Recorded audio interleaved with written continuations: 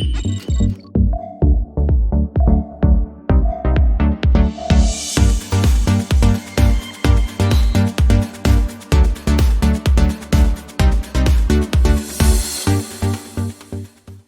morning, everyone. I'm Obie Young with the Florida Aviation Network, and we're here at Seminole Lake Glider Port. A lot of people have never heard of Seminole Lake Glider Port. A lot of people who are pilots in Florida don't know what's going on out here. But we're here with Shawn Knickerbocker, who has been running this event in Central Florida for about 10 years. Shawn, tell us a little bit about your background, how you got started flying. That's an interesting story you were telling me about. Oh yeah, that was a long time ago. I grew up in Miami, and I had the privilege. I soloed gliders at Mary Gaffney's place, and I was around aviation. I grew up in Miami Springs, and the whole time, I was exposed to so many different people. My aunt was Juan Tripp's secretary for Pan American. And we just had so much aviation around. And then I went in the military and then worked in Iraq and Afghanistan for a little while. And then I've been flying gliders, and I've been a DPE since 1984, 85 time frame. Now, DPE, what does that stand for? Oh, I know. In the FAA, we have a lot of, in aviation, we have a lot of acronyms. The FAA, Designated Pilot Examiner, what I do is I evaluate pilots. We make pilots. And we issue pilot certificates at various ratings, and I have the honor and privilege to do almost all categories and classes, and some type ratings, and some Black Hawk, Sikorsky helicopters. It's been a very enjoyable career. Okay, slow your pace down just a little bit, because I listen slow and I talk slow too. Okay. I noticed in your write-up that you've got several ratings and different aircraft that you can fly, and not everybody knows what that means. So today we're going to be at the Seniors Soaring Championship. What is soaring? What is that? Well, basically we're using a category of aircraft called a glider, and there's no class for a glider according to the FAA. We're the only country that does not have a class, and that's a different discussion in itself. So we're going to be soaring today, and these high-performance gliders you'll see around here as you meander through the field. And we climb on thermals, basically, just like a vulture or an eagle would, or a flamingo would, or a cormorant, or anything like that. And then we fly between the clouds. And the best clouds we're looking for are the cumulus-type clouds. And they have a little dark bottom, and they produce lift. Most power pilots don't like flying under them because it gets bumpy. And there's a small core of air rising, and it may be 300 feet per minute up to 800 feet per minute. And if it was that, it'd be 3 knots or 8 knots, as we refer it in the glider world. And I guess back in the old days, you were looking for the birds, kind of like when you're out fishing, you're looking for the birds. But nowadays, you have instruments inside the airplane, the glider, to help you with that. What are those called, and how do they work? Well, basically, they're called a variometer, and it's a very, very sensitive rate of climb indicator. And you have different types of them. You have a netto, and because if you're flying in a regular training glider and you pull back on the stick to increase your altitude very rapidly by airspeed, it will show a climb just like a VSI will. Well, the high-tech variometers have a flask, they're heated, and there's a lot of integrated mechanical parts, and it measures the air mass, and when the glider climbs on its own, it shows a climb. And then the glider pilot rolls into a 45-degree bank turn and tries to center that thermal, which is an art in itself, and you have to gain that by experience and practicing a lot. And speaking of experience, 2 years ago at the FAA at a designated pilot examiner meeting, you were awarded your Wright Brothers Master Pilot Award. Yeah, that was a great day. After you have to have 50 years of flying in aviation, no accidents, no incidences, and I was very fortunate and very lucky to make it that way. I'm one of the honor members in the club. I think there's about 7,000 in the U.S. now that have the Master Pilot Award, and about half as many Charles Taylor Master Mechanic Award. Which, by the way, you don't have your mechanic rating? Unfortunately, I don't have an A&P. I'm a pilot, but I should have got that, but that's one of those things. And you're working on 2 other ratings right now, so it's never too late to teach the old dog new tricks, That's right? right. I'm 68 years old, and I feel great. I'm working on my hot air balloon rating, and I'm also going to be obtaining my gyroplane rating. Great, great. 2 days ago, or Wednesday, what is today? Today's Friday. Today's Friday. 2 days ago, you were giving back to aviation, and you were speaking to the designated pilot examiners. And what was your subject matter at that time? Well, Gabby Rotunda over at the FSDO asked if I would give a 1-hour talk on airman certification, proper certification, endorsements, qualifications. Last year at the Special Aircraft Examiners Conference in Dallas, I did the same thing. We want to ensure that we have a lot of new examiners, and we want to ensure that everybody's kind of testing the same way, and we want to ensure that we're trying to do the best we can as the best test. There was a famous guy in the FSDO by the name of Larry Enlow, and he always said, "You test, they will train." And I use that as a foundation. Right. I miss Larry every day. I do too. We have Larry Enlow Award for the instructor. You're going to get me choked up talking about Larry. I know. A dear friend. But anyway, we have a Larry Enlow Award along with General Aviation Manufacturers CFI of the Year at Orlando, as you know, that you've participated in that. And one of our crew members, Ron Timmermans, has gone on to be the regional CFI of the Year and now national CFI of the Year.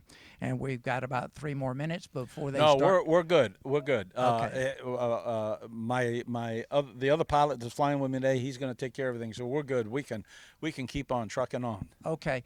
I noticed there was a young man that came up that we've seen around different air shows and all flying a warbird, and I didn't even realize that he was a glider pilot. You're talking about the famous Lee Ladderback. Right. Well, Lee just flew in the Aviat Husky, and he's over here. He's going to be flying with Carl Striedick, another world champion glider pilot. Yeah, he and Lee are close friends. And Lee's been a glider pilot for many years. And the trio of us, Lee, Carl, and myself, believe it or not, we're all falconers. Really? We used to do falconry. I did it I started when I was like 60, in 1964. I started getting hawks and training hawks and hunting with birds of prey. So that's a unique subject in itself.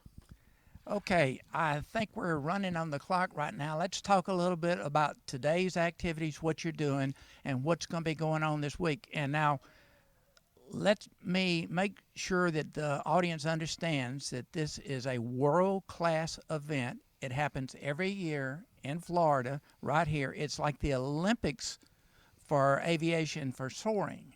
So let's talk a little bit about this week, what's going on today, and the rest of the week. Yeah, this is the seniors competition. This is the 31st year of the seniors.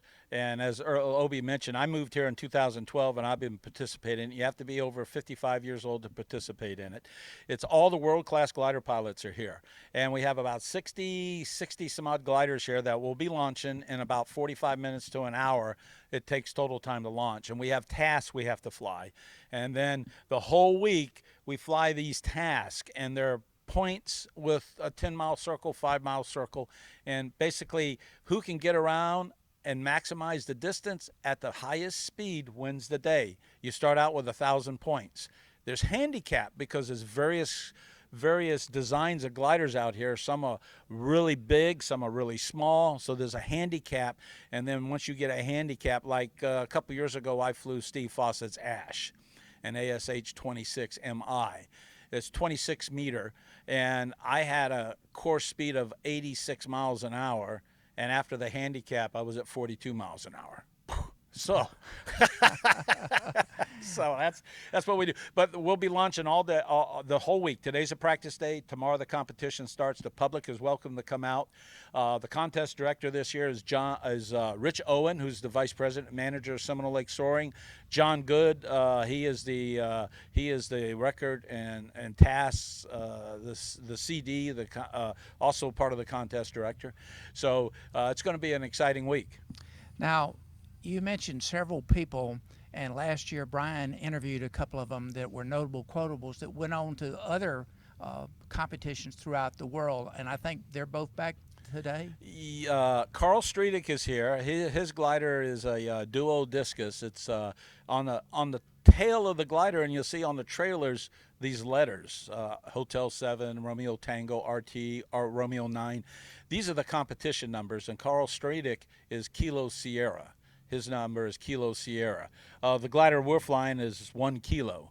My Nimbus 3 that I sold was Kilo 5. So these competition numbers. So when you're out flying and you're in a gaggle, and that's really not a right term, because when geese get together on the ground, it's a gaggle. When they're in flight, it's called a stein. A stein. A stein. I didn't know that. So anyway, if somebody gets too close to you, you'll say, "Hey, Romeo Tango, I'm right below you," because we may be within 10, 20 feet of each other, thermaling 30 gliders in one thermal. Wow.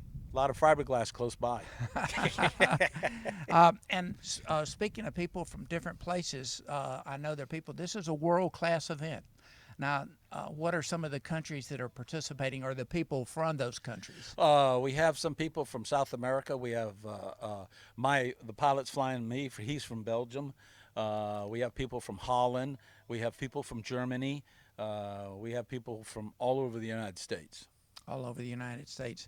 And if someone wanted to learn more about soaring, about gliders, this is a everyday operation here at Seminole Lake. That's correct. This is a commercial operation. You can come out here and obtain your private glider add-on, or your commercial glider add-on, or an initial rating as well. And we have examiners. I'm here at the field, and there's examiners, and you do some self-study and work with your instructor and take a home study course or whatever the case may be, and you can become a glider pilot. And I want to tell you, there's 2 famous glider pilots in the world right now. In 1996, it was a Boeing 767 Air Canada called the Gimli glider. It ran out of gas because they got confused with gallons and liters. And then we have New York, Sully. Miracle on the Hudson. And right. He hit 2 birds. Guess what? Both those 2 captains were glider pilots. Great. That was going to be the next question that I'm going to ask you. And if you're a private pilot or a commercial pilot, why would you want to obtain a glider rating? That's a real good question. The big thing about it is it makes you a better stick and rudder pilot. After World War I, the Germans were prohibited to have power planes. Every glider out here, every single one, I'd say 99, are made in Germany. They make outstanding gliders. A glider pilot, if you can fly a glider, and as we just mentioned about those 2 commercial large jet aircraft that had to dead stick it, it makes you so much better on winds, reading the clouds, especially when you get below 1,000 feet. And then when the engine really quits in a power plane, that's a piece of cake. Well, I guess one of the early things is the rope break, which you learn early on, and it's all about safety. Yes. And of course, with the Florida Aviation Network, that's what we're noted for: promoting aviation, different aspects of aviation like we have today, and of course, safety. And that's what it's all about. Shawn, thank you so much. We appreciate your time. We appreciate y'all's time too, viewing today with Shawn Knickerbocker at the Seniors Soaring competition in Clermont, Florida. I'm Obie Young with the Florida Aviation Network. See you next time.